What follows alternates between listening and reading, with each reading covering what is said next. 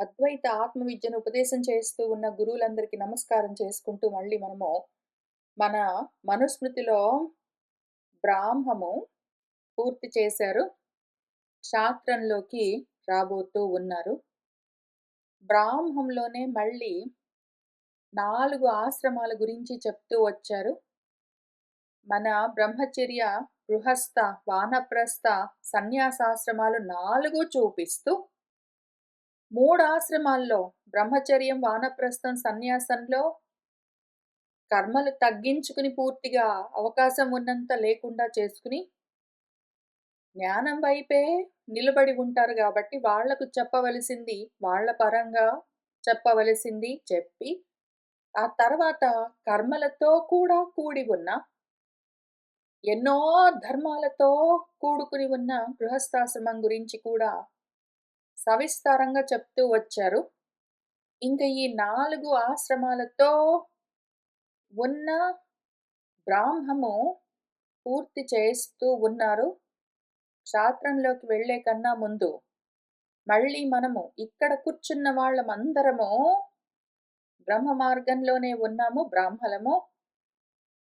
కాబట్టి మన ధర్మాలను మనం ఇంకొకసారి జాగ్రత్తగా చూసుకుని, ఆ తర్వాత కర్మిష్ఠులకు, కర్మ మార్గంలో ఉన్న వాళ్లకు, క్షాత్రంలో ఉన్న వాళ్ళ కోసం చెప్పేవేవున్నాయో అవి నెమ్మదిగా చూద్దాము. క్షాత్రంలో ఉన్నవి క్షాత్ర ధర్మాలని ఇక్కడ మనకు తర్వాత అధ్యాయాలు మొదలవుతున్నాయి. ఒక 2-3 అధ్యాయాల నిండా క్షాత్ర ధర్మాలుంటాయి. అయితే అవన్నీ ప్రాపంచికమైన ధర్మాలు. అవి కూడా తెలుసుకుంటూ వెళ్దాము. తెలుసుకోవడంలో తప్పులేదు. అయితే కానీ మనది బ్రాహ్మం కాబట్టి దీన్ని పూర్తి చేసేలోగా ఇంకొకసారి మళ్ళీ మనం ఎంత దూరం వచ్చాం ఏమి అని చూద్దాము. ఈ బ్రాహ్మమన్న మార్గంలో ఉన్న 4 ఆశ్రమాల్లో మనము ఏ ఆశ్రమాన్ని వరించినా సరే, ఆ ఆశ్రమము మనల్ని తప్పకుండా మన స్థితికి చేరుస్తుంది, అనుమానం లేదు. అయితే మనం ఊరికనే కూర్చుంటే కాదు. ఆ ఆశ్రమం మనల్ని అక్కడికి తీసుకుని వెళ్తుంది అంటే దారి చూపిస్తుందని అర్థం. నడవడము మనం చేయవలసి ఉంటుంది. ప్రయత్నపూర్వకంగా చేయవలసి ఉంటుంది. ఇంతకీ బ్రహ్మ మార్గంలో ఉన్న వాళ్లకు కొన్ని ధర్మాలు తప్పనిసరిగా ఆచరించవలసి ఉంటుంది. ఎక్సెప్షన్ లేదు. వాటి గురించి ఇక్కడ మనం కొంచెము చూసుకుంటూ వచ్చాము. ధృతి, క్షమ, దమము, అస్తేయము, శౌచము, ఇంద్రియ నిగ్రహము, ధీహి, విద్య, సత్యం, అక్రోధం అని ఒక 10 చెప్పారు. కానీ ఇందులో చెప్పిన ఒక్కొక్క దానికి చాలా ధర్మాలు కూడి వస్తాయి. వాటిని మళ్ళీ వేరువేరుగా మన భగవంతుడు ఈ 16వ అధ్యాయంలో దైవాసుర సంపత్ విభాగ యోగమన్న అధ్యాయంలో చెప్తూ వచ్చారు. వాటిని ఇక్కడి నుంచే చూద్దాం. మనము భగవద్గీత చదువుతూ ఉన్నన్ని సార్లు ప్రతిసారి చూస్తాము. ఇప్పుడు మనుస్మృతితో కలుపుకొని చూద్దాము. అభయం, సత్వ సంశుద్ధి, జ్ఞానయోగ వ్యవస్థితి, దానం, దమః, యజ్ఞః, స్వాధ్యాయః, తపః, ఆర్జవం, అహింసా, సత్యం, అక్రోధః, త్యాగః, శాంతిః, అపైశునం, దయా, భూతేషు, అలోలుప్త్వం, మార్దవం, హ్రీః, అచాపలం, తేజః, క్షమా, ధృతిః, శౌచం, అద్రోహః, నాతిమానిత. ఇవన్నీ దైవీ సంపదలు. మనుషులే దేవతలుగా మారేందుకు అవకాశాలు ఈ భగవంతుడు చెప్తూ ఉన్న ధర్మాలు. అయితే ఒకవేళ మనలో దంభము, దర్పము, అభిమానము, క్రోధము, పారుష్యము, అజ్ఞానము మొదలైనవన్నీ ఆసరి సంపదలని చెప్పారు భగవంతుడు. వీటికి దూరంగా ఉండాలి. ఎందుకు అంటే, దైవీ సంపద మనకు మోక్షాన్ని కలిగిస్తుంది. ఆసరి సంపద బంధాన్నిస్తుంది అని నేననుకుంటున్నాను అన్నారు. భగవంతుడి మతము మన మతము.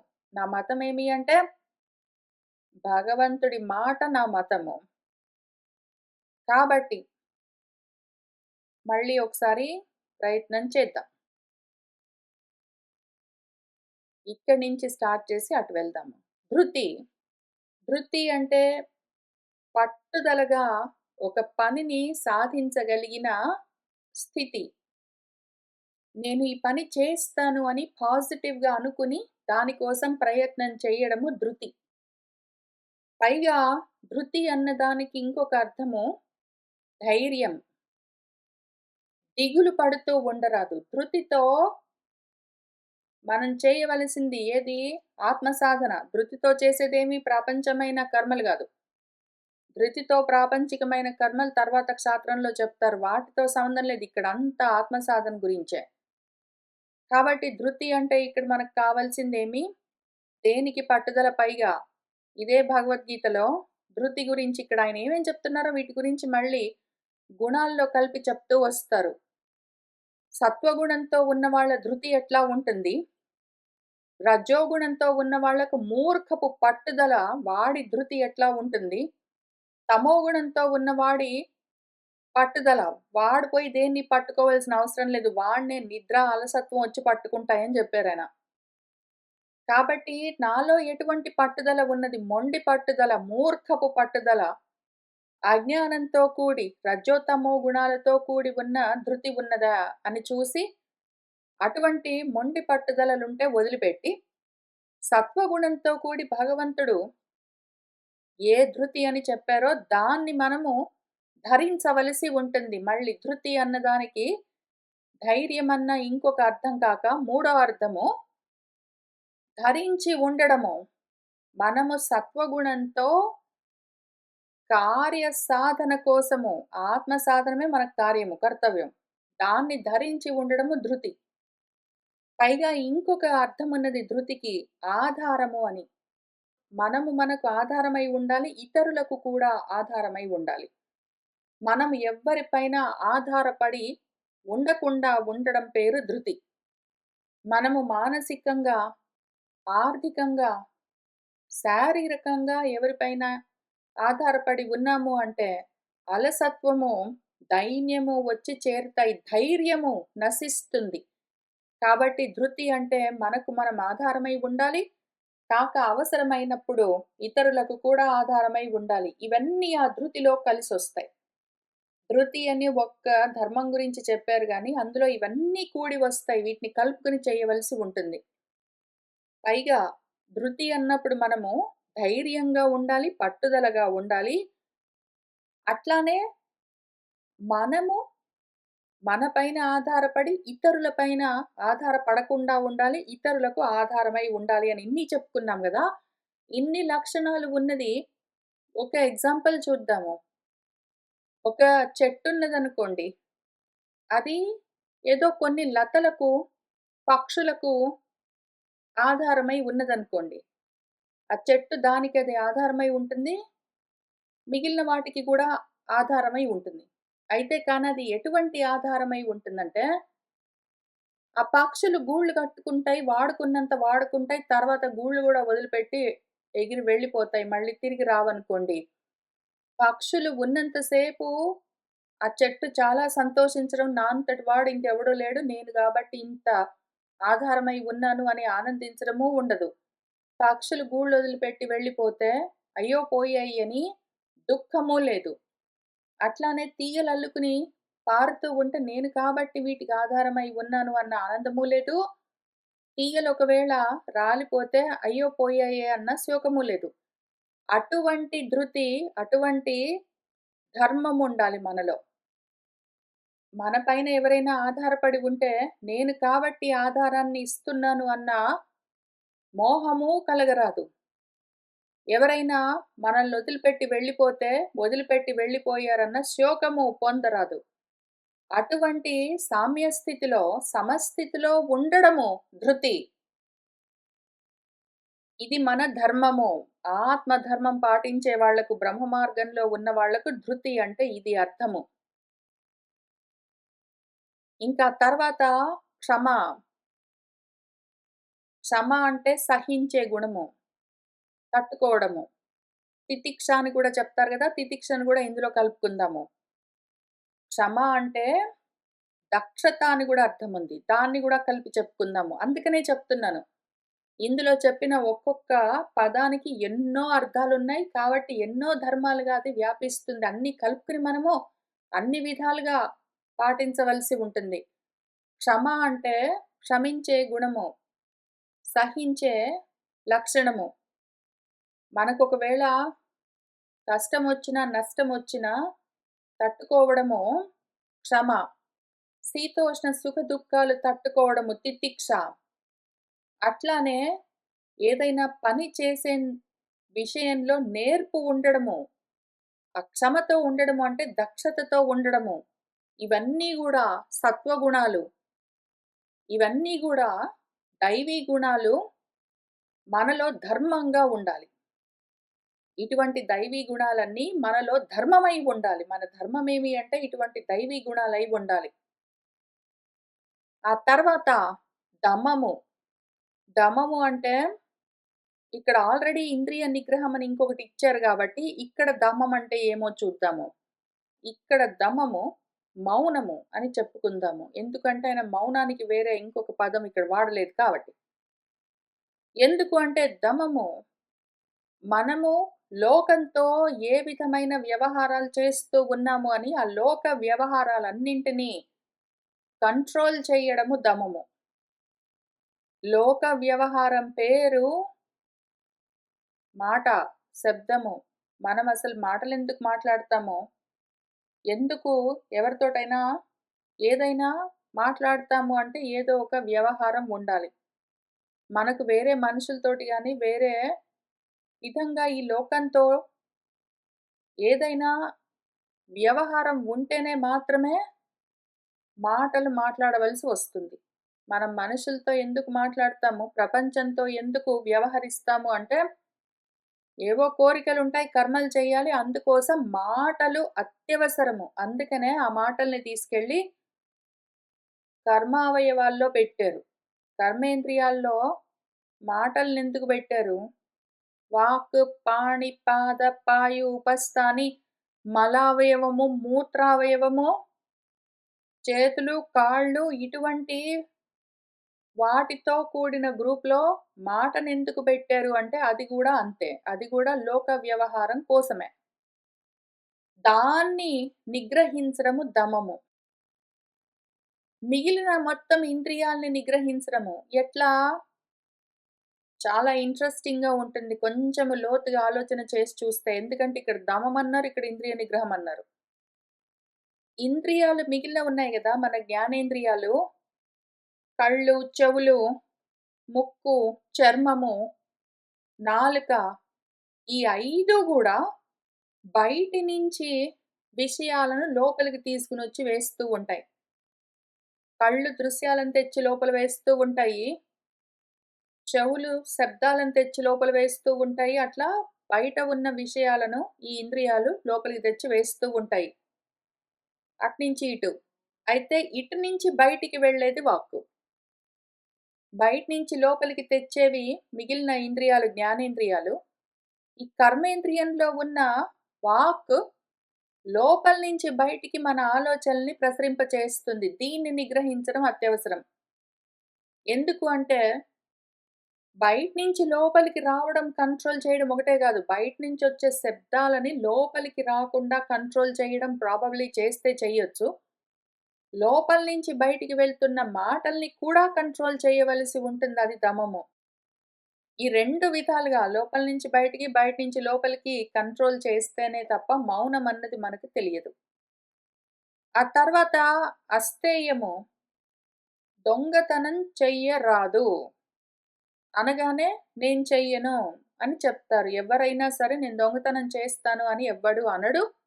ఎందుకు అంటే దొంగతనం చేస్తున్నాను అని తెలిసి దొంగతనం చేసేవాళ్ళు ఉండరు.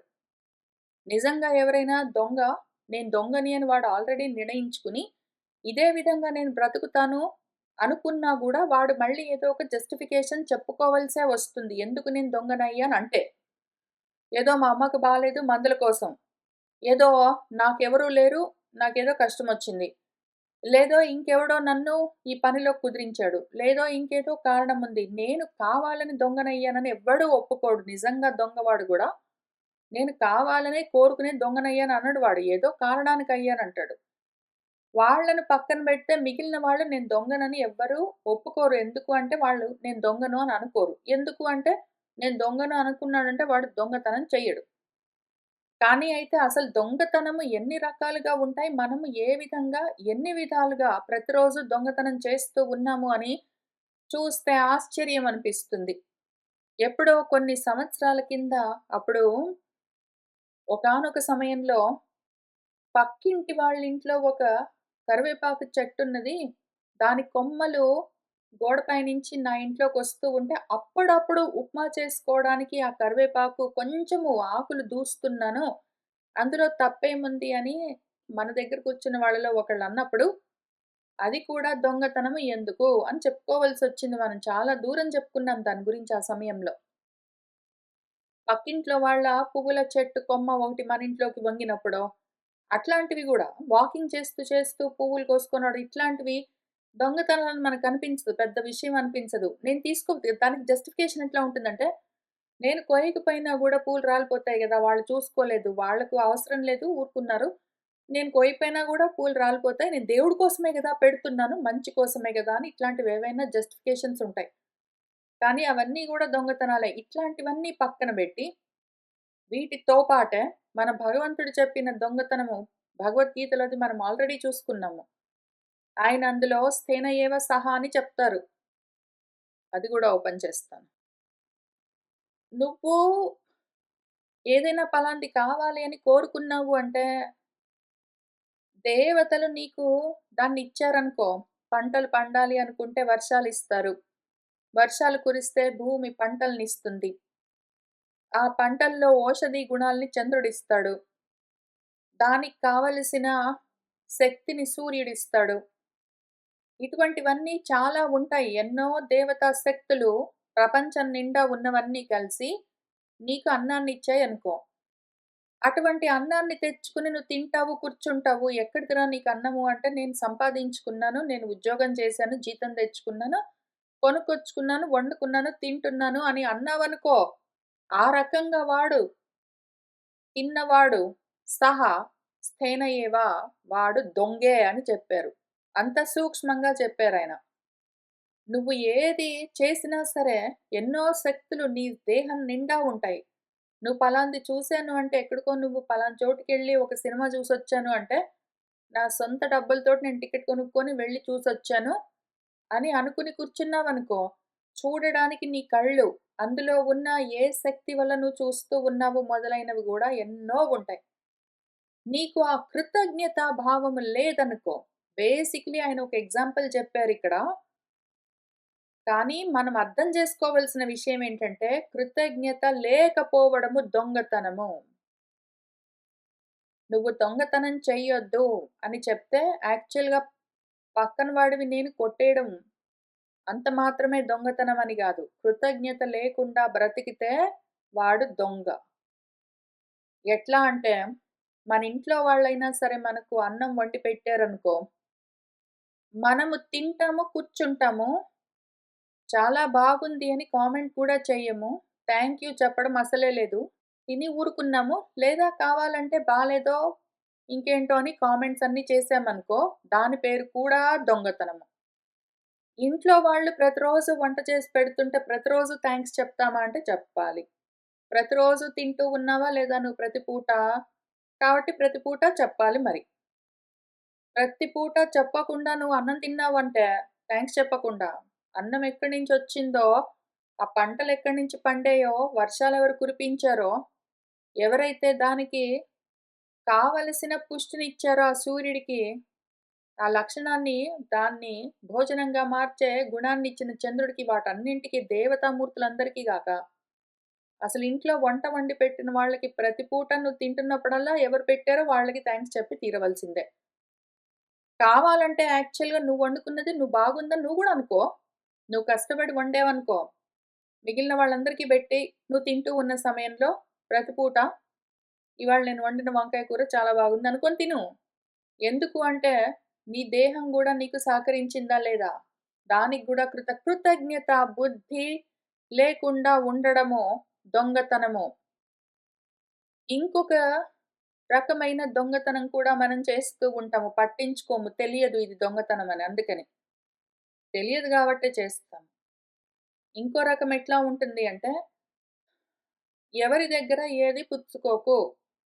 అపరిగ్రహము మనకు ఒక లక్షణము ఉండాలి అని చెప్తారు గదా! ఎక్కడ ఏది తీసుకోకు. ఎవరిని అడక్కు. ఇది కావాలి అని అడగొద్దు. అడిగి తీసుకోవద్దు అని ఒక నియమముంది. అయితే ఈ నియమాన్ని బ్యాక్ డోర్ ఛానెల్ నుంచి ఎగ్జిక్యూట్ చేస్తూ ఉంటారు. యాక్చువల్‌గా ఈ నియమాన్ని విచిత్రంగా పాలిస్తూ ఉంటారు. ఈ నియమాన్ని చాలా విచిత్రంగా ఆచరిస్తూ ఉంటారు. అది చూస్తే ఆశ్చర్యం అనిపిస్తుంది. వీళ్ళు కూడా దొంగలే. వాళ్ళేం చేస్తారంటే, ఇప్పుడు భోజనం గురించే చెప్తాను. ఏదో ఒక ఎగ్జాంపుల్ చెప్తున్నాను. ఉప్మా తింటావా అని అడిగామనుకోండి. నేనేదైనా తింటాను. నాకేదైనా పర్వాలేదు. నాకిది కావాలి, అది కావాలని ఏమీ లేదు. నాకేది పెట్టినా తింటాను అని చెప్తారు. ఆ తర్వాత ఒకవేళ మళ్ళీ మనం ఉప్మా చేస్తే వాళ్ళు తినకుండా కొంచెం కొంచెం తిని సరిగ్గా తినక కడుపు నిండా లేదని చెప్తారు.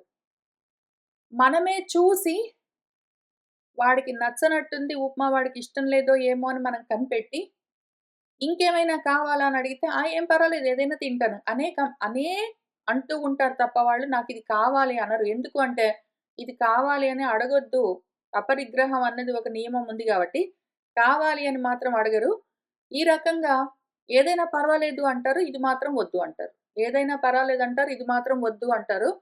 ఈ రకంగా చుట్టూ ఉన్న వాళ్ళని హింసిస్తూ ఎవరైతే ప్రవర్తిస్తూ ఉన్నారో దాని పేరు అపరిగ్రహం అన్న నియమాన్ని పాటించడము గాదు. పైగా కృతజ్ఞత లేకుండా బ్రతుకుతూ ఉన్నారు గాబట్టి దొంగ అయి ఉంటారు. ఏదైనా కావాలి అంటే డైరెక్ట్‌గా అడగరు యాక్చువల్లీ. ఇప్పుడు ఏదో ఏసీ నడవట్లేదనుకోండి. ఆఫ్ అయిందో ఏదో అయిందనుకోండి. కొంచెం ఏసీ వేస్తావా అని అడగొచ్చు కదా! అడగరు. ఎందుకు అంటే ఎవరిని ఏది అడగొద్దని రూల్ గాబట్టి. వాళ్ళేం జేస్తారంటే, "నీకు గాలి వేస్తూనే ఉందా? నీకేమి ఉక్కబోయట్లేదా? నువ్వైతే అట్లానే కూర్చోగలవా?"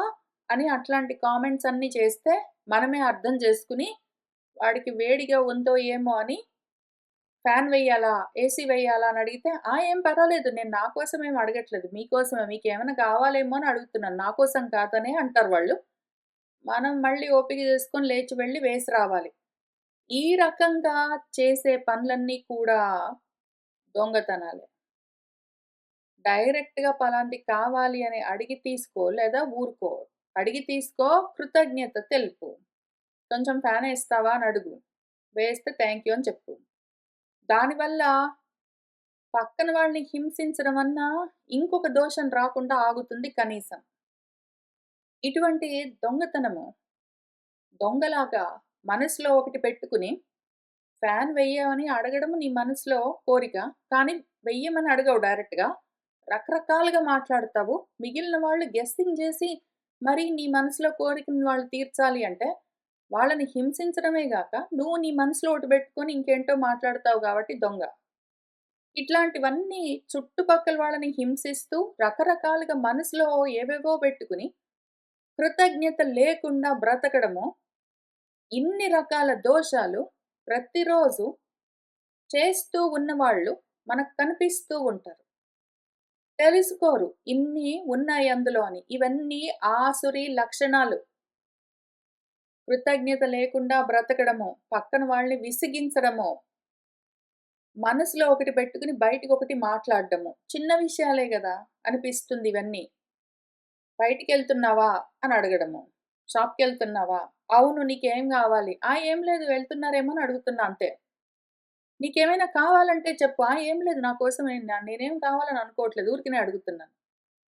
సరే ఇంక తర్వాత మనం ఇంతకి యాక్చువల్‌గా నిజంగా షాప్‌కి వెళ్తున్న టైంలో ఏమైనా మీకేమైనా కావాలంటే తెచ్చుకుంటారేమో, పాలు తెచ్చుకుంటారేమో అని అడుగుతున్నాను. అంటే నీకింతకి పాలు కావాలా? అదా నీ కోరిక?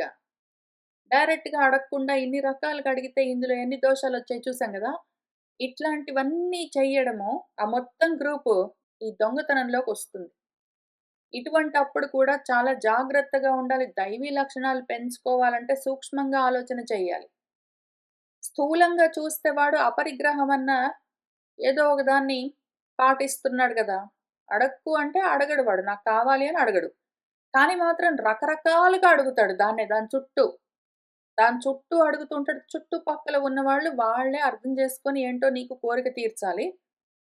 కానీ మాత్రం వీడు నేను ఏది అడగను. ఏదైనా పర్వాలేదు. నాకన్నీ ఒకటే అని చెప్తూ ఉంటారు. ప్రతిరోజు అన్నం వండి పెట్టే వాళ్ళకి థాంక్స్ చెప్పేదేంటి అనుకుంటారు. మరి ప్రతిరోజు ప్రతి పూట అన్నం తింటూ ఉన్నప్పుడు ఆ ఆలోచన ఎందుకు రాదో తెలీదు. చిన్న చిన్న విషయాలే కానీ చాలా దూరం వెళ్తాయి. నువ్వు దైవీ సంపదతో ఉన్నావా? ఆశ్రయ సంపదతో ఉన్నావా? నువ్వు దేవతలాగా బ్రతుకుతూ ఉన్నావా? నువ్వు అసురుడిలాగా బ్రతుకుతూ ఉన్నావా? అని ఆ తేడా చూపించేందుకు ఇటువంటివన్నీ ఉంటాయి మన జీవితంలో. మనలో ఉన్న, మన చుట్టుపక్కల ఉన్న వాళ్ళలో ఉన్నా గూడా ఇవన్నీ జాగ్రత్తగా మనం విచారణ చేస్తూ ఉండాలి. ఎందుకు అంటే, ధర్మము స్థూలంగానే గాదు, సూక్ష్మంగా కూడా చూస్తూ, ఆచరిస్తూ వెళ్ళాలి. ఇంటెంట్ గూడా అవసరము. మనము ధర్మ సూక్ష్మాల్ని పాటిస్తూ ఉన్నప్పుడు ఏ ఇంటెంట్ తోటి మనం ఆ పని చేస్తున్నామన్నది ముఖ్యము. నోటి మాట మాత్రమే పట్టుకుని కూర్చోవడానికి వీల్లేదు. మనసులో ఉన్న ఆలోచన కూడా తెలుసుకోవాలి. మనసులో ఒకటి పెట్టుకొని మాట ఇంకేదో మాట్లాడితే అది దొంగతనము. అది స్థీనభావము.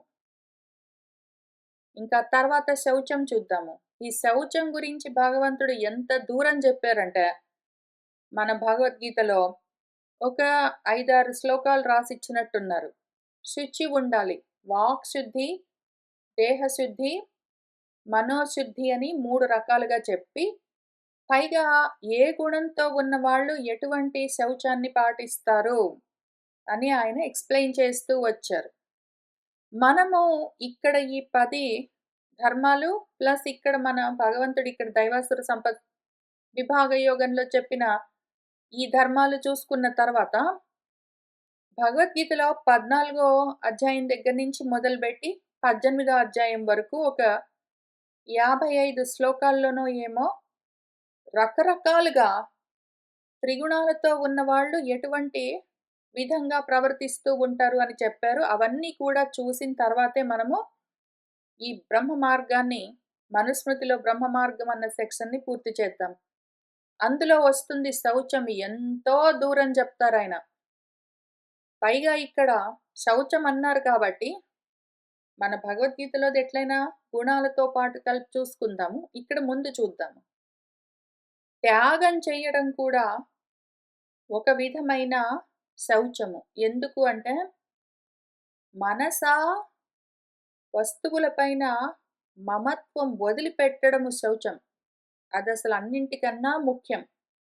శౌచము మానసికంగా ఉంటుంది, శారీరకంగా ఉంటుంది, మాట పరంగా గూడా ఉంటుంది అని చెప్పుకున్నాం గదా! శారీరకమైన శౌచము స్నానాలవన్నీ చేస్తాం ఎట్లైనా గూడా. కాబట్టి దాన్ని పక్కన బెడదాము. మానసికమైన శౌచమేమి అంటే మనస దేనికి తగులుకోకుండా ఉండడము. దాన్ని మనోశుద్ధి లేదా చిత్తశుద్ధి అని పిలుస్తారు. ఆ శౌచాన్ని మనము నిరంతరము ఆచరిస్తూ ఉండాలి. దేహశుద్ధి ఎట్లా ఉన్నా సరే, మనోశుద్ధి మాత్రం జాగ్రత్తగా ఆచరిస్తూ ఉండాలి. వాక్ శుద్ధి. వాక్ శుద్ధి ఏమి అంటే హితము, ప్రియము, సత్యము అయినవి మాట్లాడుతూ ఉండాలి. మనం మాట్లాడేవన్నీ హితము, ప్రియము, సత్యమేనా కాదా అన్న అనుమానమొస్తే, మనం మాట్లాడుతూ ఉన్నది ఒకవేళ బ్రహ్మపరమైన విషయమైతే మాత్రం ఎందుకంటే బ్రహ్మ మార్గంలో, జ్ఞాన మార్గంలో ఉన్నామో, ఆత్మతత్వ విచారణ చేస్తూ ఉన్నంత సేపు, బ్రహ్మ విచారణ చేస్తూ ఉన్నంత సేపు అది సంస్కరించబడ్డ వాక్. వాక్ శుద్ధి దేనివల్ల కలుగుతుంది అంటే, మాట్లాడుతూ ఉన్నది నువ్వు సత్ గురించయితే, అది ఆటోమేటిక్‌గా శుచి అయిన వాక్. ఇంకొక రకంగా చూద్దాం ఈ శౌచము. త్రికరణ శుద్ధి మనసు, మాట, మన పనులు 3 మనోవాక్కాయ కర్మణ శుచి ఎట్లా కలుగుతుంది అంటే, ఏది మనసులో అనుకుంటావో అదే మాటతో అను, అదే నీ శరీరంతో చెయ్యి. 3 విధాలుగా ఉన్నాయి లేదా 2 విధాలుగా ఉన్నాయి అంటే, వేరువేరుగా ఉన్నాయి అంటే అది అశుచి. ఈ 3 కలిసొచ్చాయంటే మాత్రం అది శుచి. ఆ తర్వాత ఇంద్రియ నిగ్రహం చూసుకున్నాం గదా! మన దేహము, మన ప్రాణాలు, మన మనసు మన వశంలో ఉండాలి అని చెప్తాం స్థూలంగా. ఇప్పుడు దాన్ని కొంచెం లోతుగా చూద్దాము. మన దేహం మన వశంలో ఎట్లా ఉంటుంది అంటే, దేహానికున్న లక్షణాలేమి? జర, మరణము. జరతో దేహం శిథిలమైపోతూ ఉంటే, దానికి మరణమొస్తుంది అని తెలుస్తూనే ఉంటే, అటువంటప్పుడు కూడా దానిపైన మోహం పెంచుకోకుండా ఉండడము, దేహపరంగా మనం సాధించే నిగ్రహము. ప్రాణానికున్న ధర్మాలేమి? ఆకలి, దాహము. ఆకలి దప్పికల్ని సహించడము, తితిక్ష చేయడము, క్షమించడము, దేహానికి అవసరమైన అన్నపానాదులను ఆయా సమయంలో తగిన విధంగా సమకూరేలా చూస్తూ ఇంకంతవరకే. మనసు దాని మీద పెట్టుకోవాల్సిన పని లేదు. ప్రాణం నిలబెట్టుకోవడం కోసం ఎంత అవసరమో అంత మాత్రం చూస్తూ వెళ్ళాము అంటే, అది ప్రాణపరంగా మనము నిగ్రహం సాధించడం. మూడోది ఇంద్రియాలు. మనకున్న జ్ఞానేంద్రియాలన్నింటినీ మన వశంలో పెట్టుకోవడము. కన్ను చాలా చూస్తుంది. దానికి చూసే ధర్మం ఉన్నది. చెవికి చాలా వినే ధర్మం ఉన్నది. అవన్నీ ఉంటాయి. ఆయా ధర్మాలవి పాటిస్తూ ఉంటే, మనము వాటి జోలికి వెళ్ళకుండా, మనసుని ఆత్మ వైపుకు తిప్పి ఉంచడము ఇంద్రియ నిగ్రహము. ఈ ఇంద్రియ నిగ్రహానికి ఇంకొకటి చెప్పుకుందాము. ఇంద్రియ నిగ్రహం అంటే మనము ఇంద్రియాలన్నింటినీ కంట్రోల్ చేయడం అని చెప్పుకున్నాం గదా! అంతే కాకుండా ఇంద్రియ నిగ్రహానికి డైరెక్ట్‌గా లక్షణము, మనసు నిగ్రహించబడ్డది అంటే అది శాంతిగా ఉంటుంది ఆటోమేటిక్‌గా. అప్పుడది సుఖం అన్న స్థితిని తెలుసుకుంటూ ఉంటుంది. ఆ శాంతమన్న స్థితి ఇంద్రియ నిగ్రహాన్ని సాధించాను అన్నదానికి గుర్తు. ధీ అంటే మళ్ళీ బుద్ధి. ధీ అంటే నిశ్చయాత్మకమైన బుద్ధి. వ్యవసాయాత్మిక బుద్ధి అని చెప్పారు గదా! అది ధీ. ఆత్మ విద్య. మిగిలినవన్నీ అపర విద్యలు. మిగిలినవన్నీ అవిద్యలు. ఆత్మ గురించిన వేదనము దేనివల్ల కలుగుతుందో అది మాత్రమే విద్య. సత్యం ఏదైతే రుజు స్వభావమున్నదో, శాస్త్రం చెప్పింది, నా మనసు అంగీకరించింది, ఇది కర్తవ్యమని తెలుస్తూ ఉన్నది. అటువంటి దాన్ని నేను మాటగా చెప్తాను, నా దేహంతో చేస్తాను అంటే దాని పేరు సత్యం. క్రోధం లేకుండా ఉండడం అన్నది మనకు ఆల్రెడీ తెలుసు. రాగాలు, ద్వేషాలన్నీ తగ్గించుకుంటూ వెళ్ళడము. ఇవి ఎంత చెప్పుకున్నా సరే మళ్ళీ పైపైనే చూసే విషయాలు. ఒక్కొక్క దాన్ని ఎవరి జీవితంలో వాళ్ళు ఏమేమి ఫేస్ చేస్తున్నారో చూసుకుని, ఓన్లీ థియరిటికల్‌గా తెలుసుకుంటే ఉపయోగం లేదు. అంటే ఏమి అని అర్థం తెలుసుకుంటే ఉపయోగం లేదు. అవి నాలో ఎక్కడెక్కడ ఉన్నాయి, నా చుట్టూ ఉన్న వాళ్ళలో ఎక్కడెక్కడున్నాయి అని చూసుకుని, అవసరమైతే ఆసరి లక్షణంగా వెళ్ళిపోతూ ఉన్నది అంటే, దాన్ని దైవీ గుణంగా ఎట్లా మార్చుకోవాలి అని ప్రయత్నపూర్వకంగా చెయ్యడము మన ధర్మము. ప్రయత్నపూర్వకంగా ఎక్కడెక్కడ ఇవి లోపిస్తూ ఉన్నాయి, అక్కడక్కడ అవి ఆసరి లక్షణాలుగా పైకొస్తూ ఉంటాయి అని తెలుసుకుని, అసురత్వంలో నుంచి దైవత్వంలోకి ఎట్లా వెళ్ళాలి అని ప్రయత్నపూర్వకంగా ఎవరికి వాళ్ళు చేస్తూ ఉండాల్సిందే. ఆగడానికి వీల్లేదు. మనము వచ్చే వారము ఇంకా దైవాసుర సంపద్ విభాగ యోగంలో భగవంతుడేం చెప్పాడని మళ్ళీ అవే ఉంటాయి, వేరేవి ఉండవు. కానీ మళ్ళీ ఒకసారి చూద్దాం. ఎందుకు ఇన్ని సార్లు చూస్తున్నామో ఒక్కసారి విని పక్కన పెట్టడానికి వీల్లేదు. అదే విషయం వెంటనే చదువుకుంటే మనకు మనసులో ఆలోచన కలుగుతుంది, నాలో ఎక్కడుంది ఇది అని చూసుకోవడానికి.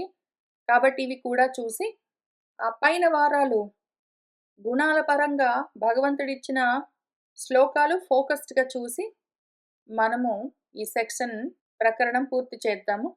ఇవాల్టికి ఇక్కడికి ఆపుతున్నాను. కోరుకున్న వాళ్ళందరికీ అద్వైత ఆత్మ విద్య కలగాలని ఆశిస్తూ ఉన్నాను. స్వస్తిరస్తు.